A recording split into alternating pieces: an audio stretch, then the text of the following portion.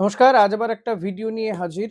দেখুন, আইএসএল নিয়ে একটা পজিটিভ আলোচনা হচ্ছে আজকে। আপনারা জানেন যে দিল্লিতে আজকে একটা বৈঠক ছিল। কেন্দ্রীয় ক্রীড়ামন্ত্রী মনসুখ মান্ডব্যের সঙ্গে আইএসএল খেলা ক্লাবগুলোর বৈঠক ছিল। যদিও সেই বৈঠকে উপস্থিত ছিল না মোহামেডানের কেউ। ইস্টবেঙ্গল কর্তা, মোহনবাগান কর্তারা উপস্থিত ছিলেন। ইস্টবেঙ্গলের পক্ষ থেকে দেবব্রত সরকার ছিলেন। এছাড়াও বাকি আইএসএল ক্লাবগুলোর প্রতিনিধিরা, এআইএফএফ এর প্রেসিডেন্ট প্রফুল প্যাটেল এরা তো ছিলেনই আজকের এই বৈঠকে এবং বেশ পজিটিভ আলোচনা হয়েছে বলে জানা যাচ্ছে।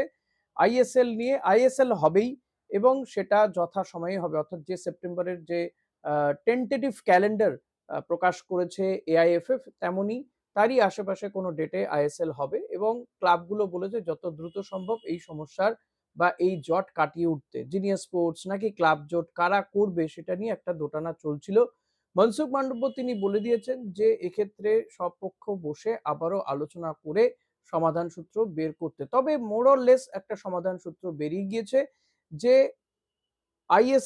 আইএসএল করতে যে ক্লাব জোটগুলো যে প্রস্তাবগুলো দিয়েছিল সেটা আ পজিটিভ দিকে যাচ্ছে। ক্লাব জোটগুলোই আইএসএল পরিচালনা করবে আগামী কয়েক বছরের জন্য। সেটা কতদিনে সেটা একটা পেপার তৈরি করা হবে এবং চুক্তি স্বাক্ষরিত হবে ২ বছর নাকি ৫ বছরের জন্য। কারণ আর শর্ট টার্ম বিষয় না। যা হবে লং টার্ম প্রসেস নেওয়া হবে এবং জিনিয়াস স্পোর্টস যে টাকাটা এএফএফ কে দিত তার থেকে কম করে ২ কোটি টাকা বেশি দেবে এবং মানে যদি অঙ্ক বলা যায় তাহলে প্রায় ১৫ কোটি টাকা দেবে আইএসএল এর জন্য। কমার্শিয়াল রাইটস কি হবে না হবে এগুলো নিয়ে আলোচনা আরো বিস্তারিত আলোচনা হবে বলে জানা যাচ্ছে। এবং যেহেতু মোহামেডান আ এক্ষেত্রে বলা যেতে পারে মোটামুটি ধরে নেওয়া যেতে পারে যে তারা তাদের অবনমন ঘটেছে যা আইএসএল এর নর্মস রয়েছে। কিন্তু যেহেতু শর্ট টার্ম লিগ হয়েছে, সিঙ্গেল লেগ খেলা হয়েছে, তাই আ ইস্ট বেঙ্গলের মতন কেউ মোহামেডানকে বাদ না দেওয়ার কথা জানিয়েছে বলে জানা যাচ্ছে। তবে অত্যন্ত গুরুত্বপূর্ণ একটা বিষয়, যেহেতু আগামী বছর আইএসএল খেলবে, খেলার ছাড়পত্র পেয়েছে আই লিগ চ্যাম্পিয়ন হয়ে ডায়মন্ড হারবার এফসি তাদেরও প্রতিনিধি কিন্তু আজকে ছিলেন কেন্দ্রীয় ক্রীড়ামন্ত্রীর সঙ্গে এই বৈঠকে। এটা অত্যন্ত গুরুত্বপূর্ণ বিষয় কারণ ময়দানি যে রাজনীতি বা ময়দানের যে বিষয় কান পাতলে যেটা শোনা যাচ্ছে রাজ্যের ক্রীড়ামন্ত্রী তিনি ঘোষণা করে দিয়েছেন যে ডায়মন্ড হারবার এফসি কোথা থেকে টাকা পেত, তারা টাকা কিভাবে খরচা করত সেই সমস্ত সোর্স নিয়ে তারা তদন্ত করবে। ইতিমধ্যে ডায়মন্ড হারবার এফসি প্লেয়াররা যেখানে প্র্যাকটিস করতো সেটা বন্ধ করে দেওয়া হয়েছে, সেখান থেকে তাদেরকে উৎখাত করে দেওয়া হয়েছে কার্যত। তো সেই জায়গায় দাঁড়িয়ে ডায়মন্ড হারবার এফসি যখন এরকম পরিস্থিতির মধ্যে দাঁড়িয়ে রয়েছে যে তাদের টিমটাই আর থাকবে কিনা, তখন কিন্তু তাদের প্রতিনিধিরা খুবই আশাবাদী। এটা বোঝা গেল যে তারা অন্তত প্লেয়ারদের জন্য এটা খুবই আশার কথা যে তারা অন্তত ক্লাব কর্তৃপক্ষ তারা গিয়ে কথা বলছেন, এই ধরনের বৈঠকে উপস্থিত থাকছেন। এটা সত্যিই খুবই আশ্চর্যজনক বিষয় এবং পজিটিভ বিষয় ক্লাবের জন্য, বাংলার ক্লাবগুলোর জন্য তো বটেই।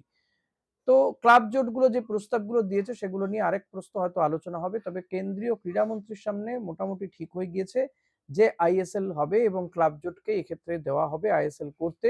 কিছু নর্মস এদিক ওদিক এবং সেটা পাকাপোক্ত একটা সিগনেচারের মাধ্যমে কিন্তু এই বিষয়টি থাকবে। আপনারা প্রত্যেকেই জানেন যে ইস্টবেঙ্গল এই ক্লাব জোটের মধ্যে নেই। তবে ইস্টবেঙ্গলও খেলবে।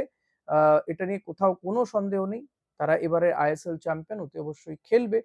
ফলত আজকের এইটা জানাজানি হওয়ার পরে ক্লাবগুলো কিন্তু এবং এই বৈঠকটা যদিও অফিসিয়ালি কিছু জানানো হয়নি, ক্লাবগুলো কিন্তু তারা প্রস্তুতিতে নেমে পড়বে প্লেয়ার চুজ করতে। আরেকটা গুরুত্বপূর্ণ বিষয় নিয়ে আলোচনা হয়েছে, গত কয়েকবারও আলোচনা হয়েছে এটা নিয়ে যে প্লেয়ারদের একটা যে তাদেরকে যে টাকাটা দেওয়া হয়, যে সেলারিটা দেওয়া হয় সেটা একটা যাতে একটা বাধা হয়। মানে যে যেমন পারবে দর হাঁকাবে তাদের এজেন্টরা, তাকে সেই প্লেয়ারকে সে টাকা দিয়ে নিয়ে আসতে হবে ভারতীয় ফুটবলারদের ক্ষেত্রে বিশেষ করে।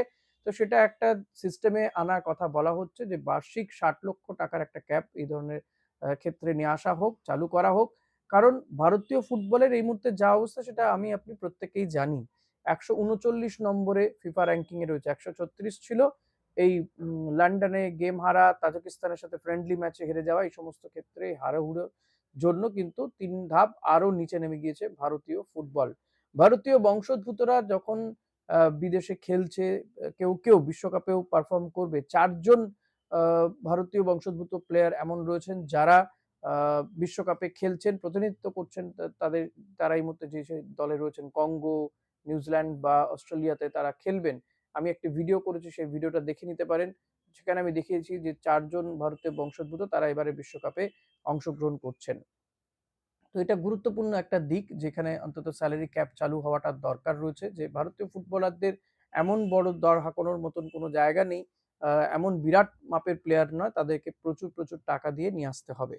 তো এটা যদি ঠিক করা যায়, এবং যখন আর্থিক পরিস্থিতিও ক্লাবগুলোর উপরও তো আর্থিক একটা চাপ পড়বে, সেই জায়গায় দাঁড়িয়ে এটা প্রচলন করার বা চালু করার একটা কথাবার্তা আলোচনা হয়েছে। আরেকটা বিষয় খুবই গুরুত্বপূর্ণ, কারণ দেখুন বিদেশিদের সঙ্গে যাদের সঙ্গে চুক্তি রয়েছে তাদেরকে তো হুট করে বলতে পারবে না যে তোমার স্যালারি কমিয়ে দেওয়া হবে, সেটা সম্ভব নয়। আরো গুরুত্বপূর্ণ যেটা বিষয় আলোচনা হয়েছে, যেটা ভারতীয় ফুটবলের জন্য যদি সেটা করা সম্ভব হয় খুবই ভালো, যে বিদেশে যারা খেলছে, যে সমস্ত ভারতীয় বংশোদ্ভূত প্লেয়াররা রয়েছে যারা বিদেশে খেলছে, এরকম ফুটবলারদেরকে নিয়ে একটা তালিকা তৈরি করা, যাতে করে সেই তালিকা থেকেই ফুটবলারদেরকে বেছে ভারতে খেলানো যায়। ভারতের এই বিরাট যে আইএসএল হবে, সেই আইএসএল এ যাতে খেলানো যায়, সেই সমস্ত তালিকা থেকে ফুটবলারদেরকে বাছাই করে ক্লাবগুলো যাতে তাদেরকে নেয়, এবং তারা যদি দীর্ঘদিন ভারতে ক্লাবগুলোতে খেলে রায়ান উইলিয়ামসের মতন, তাহলে তারা কখনো ভারতীয় দলের হয়ে খেলার ইচ্ছে প্রকাশ করতে পারে, যেমন তেমন এআইএফএফ ও তাদেরকে প্রস্তাব দিতে পারে ভারতীয় দলের হয়ে খেলার জন্য। সেটা একটা প্রসেসটা অনগোয়িং প্রসেস থাকবে, এবং এটা আমার মনে হয় এই প্রস্তাবটা যথেষ্ট ভালো প্রস্তাব। এটা নিয়ে সত্যিই পজিটিভলি এগোনো উচিত, যে বিদেশে খেলা ভারতীয় ফুটবলার কারা রয়েছে, ভারতীয় বংশোদ্ভূত ফুটবলার কারা রয়েছে। কারণ দেখুন বিশ্বকাপের দিকে যদি আমরা দেখি, আর কয়েকদিন পর তো বিশ্বকাপ চালু হবে। বিশ্বকাপে এমন বহু ছোট দেশ রয়েছে যাদের জনসংখ্যা আমাদের পশ্চিমবঙ্গেরও হাফেরও হাফ। তারাও বিশ্বকাপে খেলছে, শুধুমাত্র এই বংশোদ্ভূত প্লেয়ারদেরকে নিয়ে এসে জড়ো করে এক জায়গায় তারা খেলাচ্ছে। দীর্ঘদিন ধরে কোয়ালিফাই করে গেছে বিশ্বকাপে। অথচ ভারত, এই ১৪০ কোটির দেশ, তারা বিশ্বকাপটা খেলতে পারে না। এর থেকে খারাপ বোধহয় আর কিছু হতে পারে না। তো যাই হোক, দেরিতে হলেও এই ধরনের উদ্যোগ নিঃসন্দেহে খুবই পজিটিভ, এবং এখান থেকে যদি ভবিষ্যতে ভারতীয় প্লেয়ারদেরকে বেছে নেওয়া যায়, মানে ভারতীয় বংশোদ্ভূত ফুটবলারদেরকে যদি বেছে নিয়ে তাদেরকে ভারতীয় দলের জার্সি পরিয়ে খেলানো যায়, সেটা আমার মনে হয় বেটার হবে ভারতীয় ফুটবলের জন্য, আগামীর জন্য যথেষ্ট ভালো দিক হবে।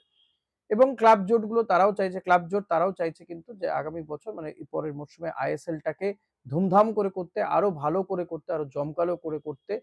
সেক্ষেত্রে আরো বেশ কিছুটা সময়, হয়তো ১ সপ্তাহের মধ্যে গোটা ছবিটা পরিষ্কার হয়ে যাবে এবং সিলমোহর পড়ে যাবে যে হ্যাঁ, ক্লাব জোটই করবে। অফিসিয়ালি হয়তো ডেটটাও জানানো হয়ে যেতে পারে যে কবে থেকে আইএসএল শুরু হবে, সেপ্টেম্বরের কত তারিখ থেকে। তবে এই বিষয়গুলো জোটটা অন্তত এটা অফিসিয়ালি সিলমোহর না পড়লেও বলে দেওয়া যেতে পারে যে ক্লাব জোটই এবার আইএসএল করছে, এবং যথাসময়ে মোর অর লেস আইএসএল শুরু হবে। সিঙ্গেল লেগ হবে না, ডাবল লেগ হবে। যদি না মাঝখানে কেউ বেগরবাই করে বসে। এবং আ ক্লাবগুলোও কিন্তু তারাও ত্বরান্বিত করেছে তাদের গতিকে, যাতে প্লেয়ারদেরকে তুলে নিতে পারে, ভারতীয় হোক কিংবা বিদেশি প্লেয়ারদেরকে চয়নের ক্ষেত্রে যে সময়টুকু লাগবে, সেটা কিন্তু তারা দ্রুততার সঙ্গে করতে চালু করবে। কারণ অনেকগুলো ক্লাবই ভারতীয় ফুটবলের এই অনিশ্চয়তার জন্য ক্লাবগুলো বন্ধ হতে বসছিল, কেউ তুলে দেবে বলছিল, ভাবছিল। তো যাই হোক, সেটাতে অন্তত একটা গতি পেল, এটা বলা যেতে পারে। আজকের বৈঠক থেকে এটাই পজিটিভ দিক বলে আমার মনে হচ্ছে। আপনাদের বিষয়টাকে কেমন লাগছে সেটা অতি অবশ্যই জানাতে ভুলবেন না। যে ৩-৪ টে বিষয় বললাম একসঙ্গে, সেটা অতি অবশ্যই জানাবেন। আইএসএল এর ভবিষ্যৎ অত্যন্ত গুরুত্বপূর্ণ একটা সিদ্ধান্ত হতে চলেছে ভবিষ্যৎ নিয়ে। ভারতীয় ফুটবলের ভবিষ্যৎ নিয়ে নিঃসন্দেহে এটা বড়সড় সিদ্ধান্ত হতে চলেছে। সিলমোহর পড়তে চলেছে। হয়তো ১ সপ্তাহের মধ্যে সেটা পুরোপুরি অফিসিয়ালি জানিয়ে দেওয়া হবে। আজকের ভিডিওটা এখানেই শেষ করছি। আমার ভিডিওগুলো কেমন লাগছে অতি অবশ্যই জানাবেন। বিশ্বকাপের ভিডিওগুলো আসছে একে সেটাও জানাবেন কমেন্ট করে। ট্রান্সফার মার্কেটের খবরও আপনাদেরকে দিচ্ছি, যখন যেমন পাচ্ছি দিচ্ছি। ট্রান্সফার মার্কেট নিয়ে আরো একটা ভিডিও করার ইচ্ছে আছে। কয়েকটি ছোট বিষয় নিয়ে আলোচনা করার রয়েছে। হোপফুলি আমি চেষ্টা করব ভিডিওটা দিয়ে দেওয়ার যত দ্রুত সম্ভব। আজ এখানেই শেষ করছি ভিডিওটা। ভিডিওটা ভালো লাগলে লাইক, কমেন্ট, শেয়ার করতে ভুলবেন না। চ্যানেলে নতুন হলে সাবস্ক্রাইব করে নেবেন। একটু হাইপ দিয়ে দেবেন প্লিজ। Thank you.